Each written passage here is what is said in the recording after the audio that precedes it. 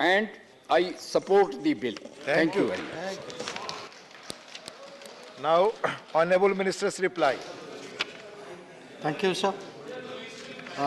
Mr. Chairman, sir, first of all, let me welcome all the views of, I think, 19 honorable members have spoken today on the bill, and each one of them has expressed support for it. I welcome that, and I think it underlines really how much this bill is in our national interest. The main concerns, I think, have been shared by everybody, that today there are more Indian ships in waters, more Indian trade being done, more Indian crews, not only in our own ships but in other people's ships. And as Sudhanshu Trivedi ji pointed out, we had the case of MV Alandra Rainbow, where we could not successfully prosecute a case of piracy because we did not have a law. I think all honorable members also recognize that we have an obligation under UNCLOS, and that this has taken us 27 years to do, but better late than never. So this bill, I think, is timely. I think that is widely recognized. With your permission, sir, I would very quickly run through certain individual points which members had raised. I know some of them, for various reasons, are not with us right now. Mr. Vivek Tankhaji, first of all, brought up the issue that a reference to aircraft is not necessary. I just want to highlight, sir, that actually in section 2 bracket J bracket 2, there is a reference to seaplane and other aircraft, because ships do carry planes, and you can also have seaplane piracy. So the idea of an aircraft, I think Mahesh Jethmalani ji also raised that issue, is not entirely fanciful. I think that is a provision that we had to make. The second issue which he raised was, what is the procedure for restitution and forfeiture? I think it is very clear under section 7.2 of the bill that this is by court order.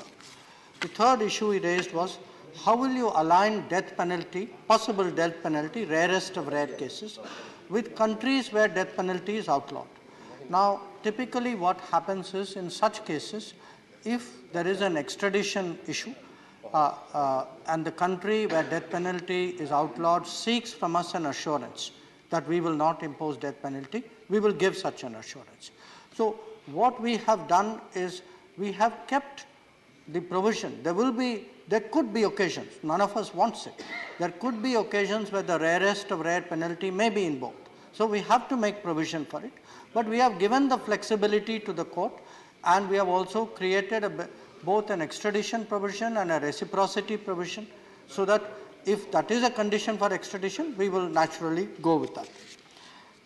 Then there was an issue of his concern about Article 7, whether it involved planning. Actually, Article 7 deals with suspicions where there is somebody engaged in piracy. So that is, I think, perhaps a slight misunderstanding there. Regarding designated courts, there are already designated courts in certain other cases, like the Prevention of Money Laundering Act and the National Investigating Agency Act, and these have been constituted in consultation with the Chief Justice. So we have followed exactly those precedents in this case. And his final point, which is, he said, if a ship is carrying ammunition, would you then assume that it is going to do a mala fide act? It's not just a question of carrying ammunition, sir. In fact, the provision here in Article 11 bracket A also says there is reasonable grounds. So just carriage of ammunition is not a crime. There has to be reasonable grounds, as well as there are two other provisions about evidence being there, on the basis of which there is a presumption of an offence likely to be committed. If I could move to Prakash Javadekar ji's views, sir. One, he explained very well why we need the law. He, I think, rightly highlighted the importance of the standing committee, its contribution here. I also appreciate that very deeply. Then Jawahar Sarkar ji asked whether this is applicable to only Indian ships. No, it is not. It is applicable to any ship in the jurisdiction where piracy is committed and where the authorized personnel from India have taken action. Now, as to who is authorized, I think the bill is very, very clear. Section 2(1)(a) makes that very clear. He asked about other aircraft. I think Seacraft, there could be other aircraft also there. Who executes the provisions? I think, again, the bill is very clear. Only the authorized personnel can execute the provisions of the bill. So there is no concern out there. The jurisdiction, I think, has been laid out very clearly. And where the presumption issue, Article 11, is concerned, I want to highlight that the presumption is not an open-ended presumption. The presumption says very clearly that there should be arms, ammunition, explosives and other equipment recovered where there is reasonable ground to presume mala fide intent. There is evidence of use of force, threat or force, and there is evidence of an intended threat of using bombs, arms, firearms, etc. So the presumption is backed up by two sets of evidence and as also the fact that there are reasonable grounds to presume. He also asked how many cases of piracy there have been so far involving India. I have two sets of statistics. Between 2008 and 2011, there have been 27 incidents in which Indian crew members were involved. 288 Indian nationals were involved in these 27 incidents. Between 2014 and 2022, 155 Indian crew members were involved in 19 cases. The most serious case, of course, we had was in 2017 when we had an Indian ship called Al Khawzar, which had been pirated off the island of Socotra. This was a particularly difficult case for us, but this is to show, the numbers show why we need this bill so badly at this point of time. If I could move then to Shri Elangoji, he again inquired what is the procedure for forfeiture of property, and I think again the answer is very clearly this is done under court orders. Then there was a number of members raised this issue of Section 3, Section 4, Section 5, that somewhere there is overlapping, somewhere there is confusion. This will create problems, possibly in courts. People said the grey area, even lawyers will benefit by this grey area. I think a lot of thought has been given, both by the standing committee and by the government, by the lawyers of the government, by the practitioners of prosecution and people who deal with shipping. We have, in each of these cases, clearly identified the key action and graded a punishment accordingly. So Article 3 is whoever commits an act of piracy.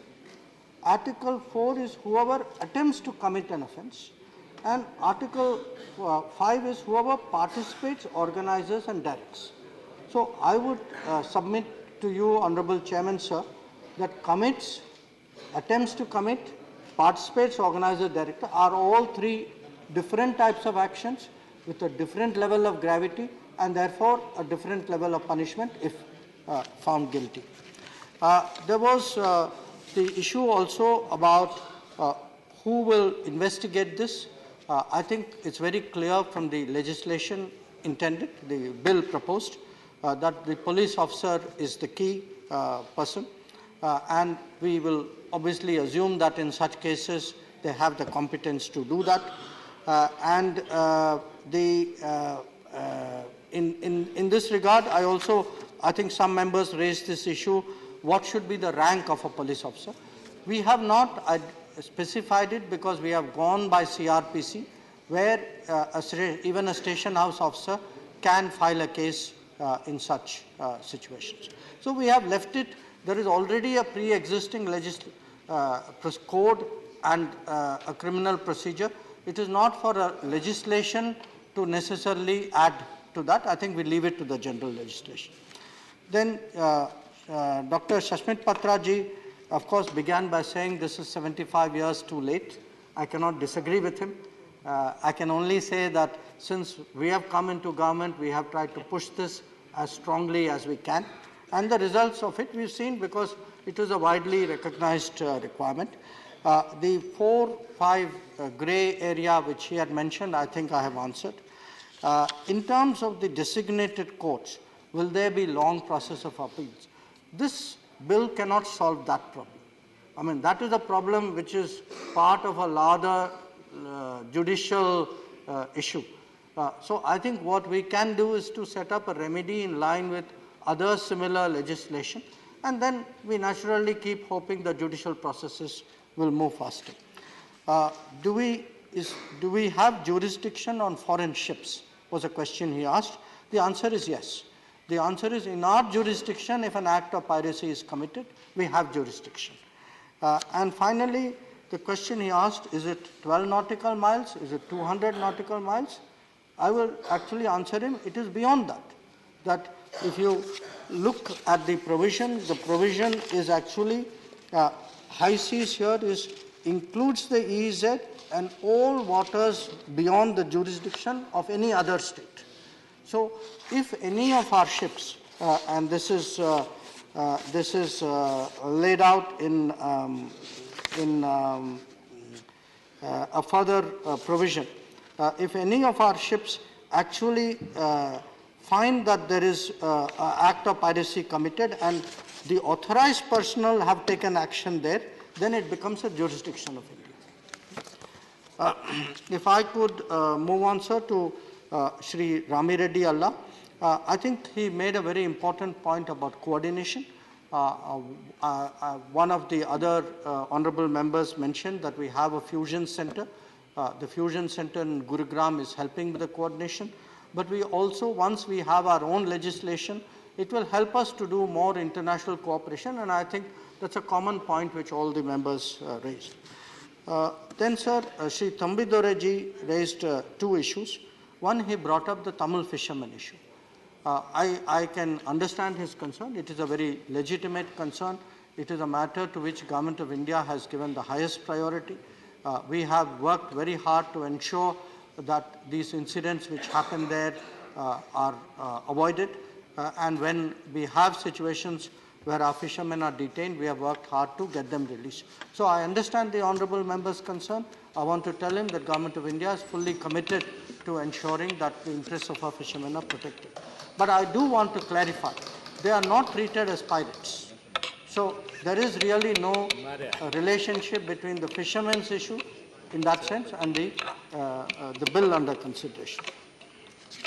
Then Shri G.K. Vasanji, having been Minister of Shipping before, brought up the issue of sailors and their families. I think it's a very legitimate issue wherever there is a detention. And sometimes, sir, they may not be detained by pirates. We have, for example, a ship right now which is detained in Nigeria, and many honorable members have taken up that case with us. We understand the plight of the people, the anxieties of the family. We have ensured full legal support in the case of that particular ship. But I think whether it is those instances or the Sri Lankan fishermen, I would like to assure all honorable members that the Government of India is completely and fully committed to the interests of its citizens. Then, sir, Shri Ravindra Kumar ji brought up a set of issues. One of them was whether death penalty would be accepted. And I have answered that many states do accept death penalty. Some states do not accept death penalty. No. I think we will look at that situation, but we have to make up our own mind. We cannot pass a legislation in this house because some other country has outlawed death penalty. We will pass whatever is the interests of India and the requirements of India. And in rarest of rare cases, death penalty is applied in this country. And that is the thought that has guided us in that regard. Then the issue came up on restitution and forfeiture. There is a difference. Restitution is provided if pirates are using a ship which they have captured. Forfeiture is the case if their own ship is involved in the process. Then I've answered the one on the rank of the police. The designated court which he had raised, I've given precedents where we have mentioned. On presumption, as I said, we are not looking at open-ended presumption. There has to be evidence, there has to be recoveries, if that presumption is to be validated. And on the matter of jurisdiction, I think the bill is very, very clear. Ami Yagnik ji, I think, brought up the issue of a domestic follow-up, which is a very valid point. And more than that, international cooperation. I think she is absolutely right. Ultimately, if the numbers today have come down, sir, if you can see from the numbers which I have given, those numbers have come down because international cooperation has got stronger. And we can be more credible as an international partner if we have a law. And that is why today's consideration of this bill will strengthen our credentials as a partner with other countries to make sure that the world is more piracy-free. She also mentioned the issue of who will man the courts. This, sir, is left to the advice of the Chief Justice concerned. When we set up the designated courts, it will be done in consultation with the Chief Justice, and we have no doubt that the Chief Justice will make the appropriate decision in that regard. Then Mahesh Chetmalani ji made some very valid points about it being our international obligations and the large number of Indian crews and the possibility that piracy will shift closer to the Indian Ocean.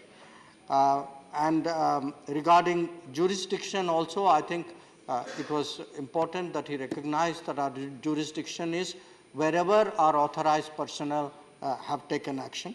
I have clarified the point both about the aircraft as well about the gradation of offence and therefore of punishment. Then, sir, Shri B.K. Bhattacharya ji brought up the issue, of course, of death penalty. He was strongly against it. It is his privilege to have that view.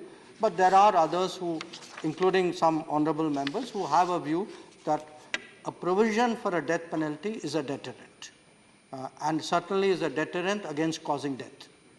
So that is also a point of view. And on the designated courts which he raised, again, my answer is the Chief Justice will be consulted. Fauzia Khan ji raised the issue of developing the skills to enforce this bill when it becomes law. I think that's a very valid point. It is also a point which other members had made in the other house. So our expectation is whether it is shipping or whether it is Navy or the Coast Guard, once this bill is passed, they will be actually, in a sense, training their people, and once the designated courts are set up, then I think if there's any prosecution involved, we expect this to be addressed in a very professional manner. Then, sir, I would particularly like to thank Sudhanshu Trivedi ji for some of his remarks, particularly his highlighting both the Alandra Rainbow case as well as the fact that 11% of seafarers in the world today are Indian. So we are not only protecting Indian ships, any ship under attack anywhere in the world from pirates is probably going to have some Indian crew. So it is for us today a global problem. It's also an interesting point he made that ships come to India for shipbreaking, and that is also an industry that we have to protect through strong anti-piracy laws. Then, sir, Shri Ramji referred to the Italian Marines case. I think that's now behind us, but it is precisely to have legal clarity that we need legislation of the kind that we have submitted. GVL Narasimha Rao ji pointed out that the fact that Prime Minister chaired the Security Council meeting on maritime security, it was for the first time. That sent a very strong message about our seriousness in this domain. And I think that seriousness will be taken by the world at face value when we actually pass legislation like this. Otherwise, it would look as though we are saying things, but we do not have the laws to back it up. So I think his connecting the two is a very, very important insight. Santosh Kumar ji made 2 points which are beyond the remit, I think, sir, with your permission, I would say, of this debate, whether we should have online FIRs and whether capital punishment is appropriate or not. That is not a subject for today's discussion, but I do not share his view that Section 15 is ambiguous and there is scope for misuse. I think if you look at the authorized personnel, they are very professional people. We are talking of the Navy, you are talking of the Coast Guard, you are talking of officers of the state government or the central government who are specializing in this. I think we should have faith in our forces, not just on this issue. I think we should generally have faith in our forces. So I think his apprehensions there perhaps are not justified. Then Nazir Hussain ji asked me, saying, does this apply to EEZ? Yes, it applies to EEZ. It applies from the moment you leave India outwards through our waters, through EEZ, beyond EEZ, and any place where our authorized personnel legitimately make a detention. His points about coordination and SOPs are very well taken. I would like to inform the honorable members, actually there are already SOPs of the Navy, of the Coast Guard and of the Ministry of Shipping. But the SOPs lack a legislative umbrella. So once we give this umbrella, I think the SOPs which they have done would be strengthened. But I think his point is very well taken, because it is finally the SOPs which will enforce these laws and make them effective. I would like to assure the honorable members, sir, through you, that where fishermen are concerned, we have two broad issues of concern. Tamil fishermen who are detained in Sri Lanka, often by Sri Lanka, or fishermen from Tamil Nadu who are detained there. Sometimes it could be from Puducherry or other states, and those from Gujarat who tend to be detained by Pakistanis. So these are our two big concerns, but they are both concerns very much on our mind, and we continuously work where to avoid incidents and where they are detained to get them released. If I could then, sir, finally come to Shri General Vatsa. I appreciate the fact that he has recognized that authorized personnel need to be protected, need to be given immunity. That is certainly our obligation as a state in ensuring that our forces are properly equipped to do their duty. That, sir, I hope clarifies the issues raised by all the parties. Thank you.